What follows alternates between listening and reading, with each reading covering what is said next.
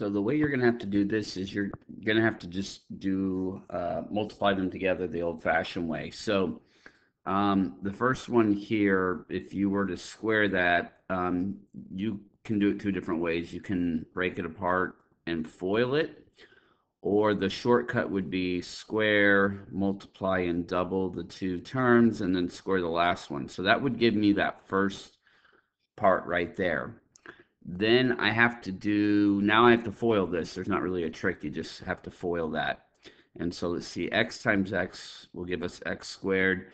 And then I'll get negative 2x and positive 1x. So I'll get a negative 2x and I'll get a positive 1x. So when I add that together, that would combine to minus x. You can put a 1 in front if you want.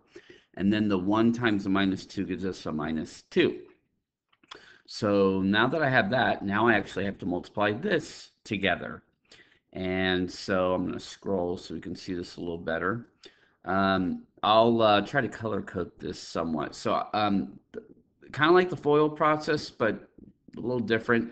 We're going to multiply this x squared by all three of these. So I'm basically distributing it to all three of these. So I'm going to get x to the fourth, and then I'm going to get a minus x to the third, and then I'm going to get a minus 2x squared. Then in blue, I'll multiply the minus 6x, so that'll give me minus 6x cubed. I'm just going to line up my like terms vertically, be a little bit more organized.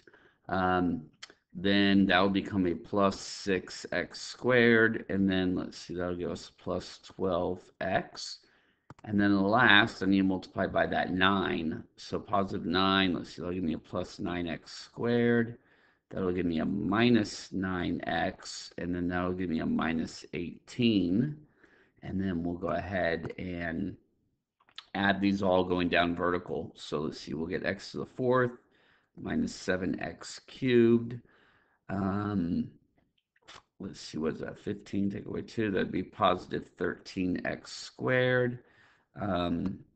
That will give us a plus 3x and then minus 18. So really, you're kind of like undoing what you're going to be doing on most of these problems where you have to factor it. We actually went ahead and kind of multiplied everything out.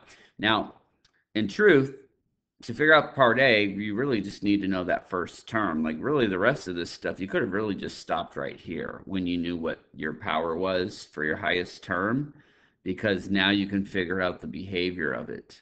And so since it's positive, that means we're going to rise to the right. So we're going to rise to the right. So it can't be that one, can't be that one. So I know it's going to rise to the right. So I've narrowed it down to A or D.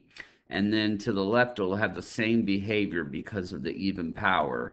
And so it's going to rise to the left also. So we're looking at A for that one. So yeah, this one was kind of interesting. I need to look back at my notes because I don't believe I included one like this. But most of them actually, they're already kind of given in this format. So you kind of have to multiply it out to do the leading coefficient test. I guess the good thing is the other part should be a little bit easier because it's already in factored form. But I hope that helps. If you have any further questions, feel free to contact me.